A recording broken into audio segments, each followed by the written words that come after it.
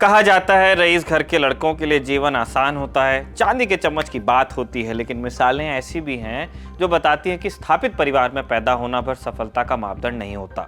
कामयाबी हमेशा काबिलियत के समानांतर चलती है। आज ऐसे ही एक शख्स की कहानी सुनाएंगे जिसने एक समृद्ध पारसी परिवार में जन्म लिया, लेकिन भारत की सबसे बड़ी स्टील कंपनी में फोरमैन जैसी छोटी नौकरी से शुरुआत की और चेयरमैन की कुर्सी तक का सफर तय किया। पारिवारिक रईस ही नहीं, अपनी काबिलियत के बूते इन्होंने ये सारी चीजें हासिल की। Brought to you by Kuku FM. Download the app now. नमस्कार, मेरा नाम है निखिल और आप देख रहे हैं तारीख। आज 17 मई है और आज की तारीख का संबंध एक ऐसे व्यक्ति के अवसान से है जो नाश्ते में 16 अंडे का ऑमलेट खाते थे, कॉलेज में आइंस्टीन के साथ वायलिन बजाते थे और रतन टाटा के साथ व्यापारिक प्रतिस्पर्धा और सर्द रिश्तों के लिए जाने जाते थे। शुरुआत से पहले आपको बता दें, इस एपिसोड के साझेदार हैं कुकू एफएम ऐप, जो लाए हैं ललन टॉप के दर्शकों के लिए एक खास ऑफर। कुकू एफएम ऐप का प्रीमियम सब्सक्रिप्शन लेने वाले पहले 500 लोगों को मिलेगा 50% का डिस्काउंट। इसके लिए आपको इस्तेमाल करना है LT50 ये कोड। इस ऐप पर आपको जाने माने वर्ल्ड लीडर्स की जीवनियां मिल जाएंगे, ढेरों उपन्यास है, कई और तरह की ऑडियो बुक्स हैं, बोलने वाले किताबें। LT50 कोड सिर्फ पहले 500 सब्सक्रिप्शंस पर ही लागू होगा। बाकी जानकारी आप चाहते हैं तो डिस्क्रिप्शन में दिया लिंक देख सकते हैं। मुंबई में एक समृद्ध पारसी थे सर होमी मोदी। वकील के अलावा बॉम्बे म्युनिसिपल कॉरपोरेशन के चेयरमैन भी रहे और एक सफल व्यापारी भी। साल 1918 में 17 जनवरी के रोज बेटे रूसी मोदी का जन्म हुआ। पूरा नाम रुस्तम जी होमुसजी मोदी। 2 भाई और थे, काली मोदी और पीलू मोदी। शुरुआती पढ़ाई के बाद रूसी को इंग्लैंड भेज दिया गया। रूसी अपने बारे में कहा करते थे कि मैं औसत स्टूडेंट रहा। यहाँ हैरो स्कूल ऑफ लंदन और ऑक्सफोर्ड क्राइस्ट चर्च कॉलेज से पढ़ाई हुई। इसी दौरान रूसी आइंस्टीन से भी मिले। कहा जाता है कि मुलाकातों के दौरान रूसी उनके साथ वायलिन बजाते थे। रूसी इंग्लैंड से वापस लौटे तो 21 साल की उम्र थी। पिता ने रूसी को टाटा स्टील के जमशेदजी टाटा के पास भेजा नौकरी के लिए।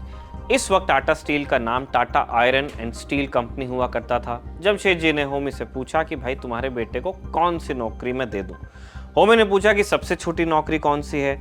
जमशेदजी ने जवाब दिया फोरमैन की।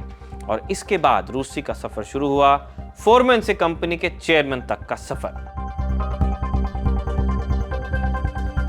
साल 1939 में जब रूसी मोदी ने टिस्को में नौकरी शुरू की तब 50 पैसे दैनिक वेतन मिलता था और साल 1953 में उन्हें कंपनी का डायरेक्टर ऑफ पर्सनल बना दिया गया। इस पद पर रहने वाले व्यक्ति का काम कंपनी के ह्यूमन रिसोर्स को मैनेज करना होता है, HR हेड समझ लीजिए। इसके बाद साल 1965 में रूसी डायरेक्टर ऑफ रॉ मटेरियल्स, 1970 में डायरेक्टर ऑफ ऑपरेशंस, 1972 में जॉइंट मैनेजिंग डायरेक्टर और 1984 आते आते कंपनी के चेयरमैन बन गए। अलग अलग पदों पे काम किया। रूसी का कर्मचारियों से व्यवहार और उनसे काम लेने का तरीका अव्वल था। जिन दशकों में रूसी टाटा स्टील का हिस्सा रहे उनमें कंपनी का स्टील का उत्पादन 8 लाख टन से बढ़कर 30 लाख टन हो गया। रूसी कंपनी के कर्मचारियों के बीच खासे पसंद किए जाते थे। उनका मानना था कि अगर कर्मचारियों का ध्यान रखा जाए तो कर्मचारी कंपनी का ध्यान रखेंगे। रूसी किसी मसले पर कोई निर्णय लेने के बाद भी टीम के सुझाव लेना जरूरी समझते थे। उन्होंने टिस्को में कमाल का वर्क कल्चर क्रिएट कर दिया था और उनके दौर में कर्मचारियों ने कभी कोई हड़ताल नहीं की थी। रूसी की ऑटोबायोग्राफी रूसी Modi the man who also made steel में लिखे के मुताबिक रूसी कहते हैं, मैं बाइबल के 6 स्टैंजा पर अपना मैनेजमेंट चलाता हूँ। सारे तो याद नहीं पर कुछ साझा कर सकता हूँ। इंसान को कभी मशीन न समझो, उसे मशीन की तरह मत आको। उसके अंदर भी वही एहसास और जज्बात है जो आपके अंदर है।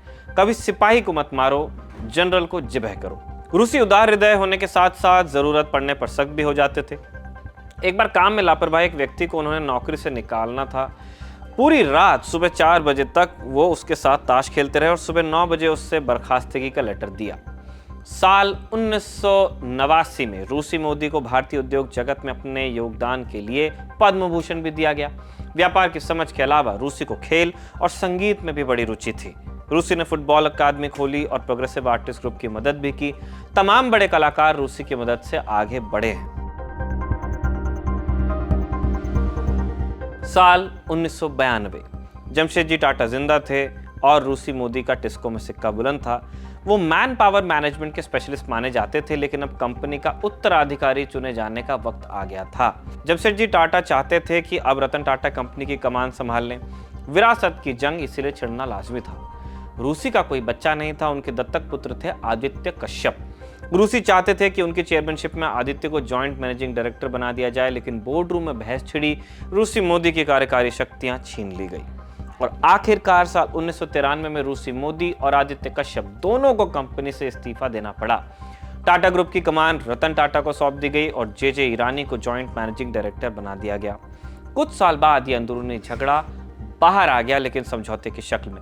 साल 2008 में प्रकाशित रूसी की बायोग्राफी के मुताबिक रूसी ने कहा था कि एक वक्त था जब मैंने ऐसे काम किए और ऐसी बातें कही जिनसे रतन टाटा को कष्ट पहुंचा, और उन्होंने भी ऐसा किया और कहा जिससे मुझे तकलीफ हुई। हालांकि कई सालों के सर्द रिश्तों के बाद रतन के साथ मेरे रिश्ते अब दोस्ताना हो गए हैं, जैसा कि पहले भी था। मैं बीती बातें पूरी तरह से भूल चुका हूँ। रतन टाटा ने भी कहा कि हमने और उन्होंने अपने मतभेद भुला दिए हैं, अब हमारे बीच फिर से दोस्ती है। हो सकता है उतनी अच्छी नहीं जितनी पहले थी, लेकिन अब इस वक्त हमारे बीच कोई रूखापन या नाराजगी नहीं है। साल 1994 में नरसिम्हा राव प्रधानमंत्री होते थे। रूसी मोदी को एयर इंडिया और इंडियन एयरलाइंस का जॉइंट चेयरमैन और एक सीनियर IAS अधिकारी PC सेन को मैनेजिंग डायरेक्टर बनाया गया। लेकिन टाटा ग्रुप से अलग होने के बाद रूसी का जीवन असाधारण से साधारण में बदलता गया। बतौर चेयरमैन एयर इंडिया में कार्यकाल बहुत अच्छा नहीं रहा। साल 1998 में जमशेदपुर से लोकसभा का चुनाव भी लड़ा। निर्दलीय लड़े रूसी को करीब 2 लाख वोट मिले और करीब 97,000 वोटों से उनकी हार हो गई। साल 2007 में आदित्य कश्यप की भी दिल का दौरा पड़ने से असमय मौत हुई। उनके साथ मिलकर रूसी ने एक कंपनी खोली थी, उसे भी बंद कर देना पड़ा। रूसी के जीवन का आखिरी वक्त भी अच्छा नहीं गुजरा। अकेलेपन ने उन्हें तोड़ दिया था। ज्यादा उम्र के चलते उन्हें कुछ याद भी नहीं रहता था, बोलने और सुनने में दिक्कत थी और लंबे वक्त बीमार रहने के बाद 16 मई 2014 को रूसी मोदी की मृत्यु हुई। 17 मई 2014 को रतन टाटा का बयान आया। रतन ने कहा, टाटा स्टील में रूसी मोदी खुद एक संस्थान थे। उनकी लीडरशिप में टाटा स्टील ने बहुत तरक्की की। उन्होंने एक ऊर्जावान जीवन जिया और उनके दोस्त उन्हें हमेशा याद रखेंगे। वास्तव में रूसी ने एक ऊर्जावान जीवन जिया था। नेपोलियन बोनापार्ट के बड़े प्रशंसक थे रूसी। उनके जन्मदिन की पार्टी में सैकड़ों किलो का केक हुआ करता था, लेकिन अंतिम दिनों में उन्हें अकेलापन ढोना पड़ा। आज के लिए बस इतना ही। तारीख के अगले एपिसोड में आपसे मिलेंगे। तारीख के इस एपिसोड को लिखा था हमारे साथी शिवेंद्र ने और कैमरे पर रिकॉर्ड किया था हमारे दोस्त जतिन ने। देखते रहिए दी लल्लन टॉक।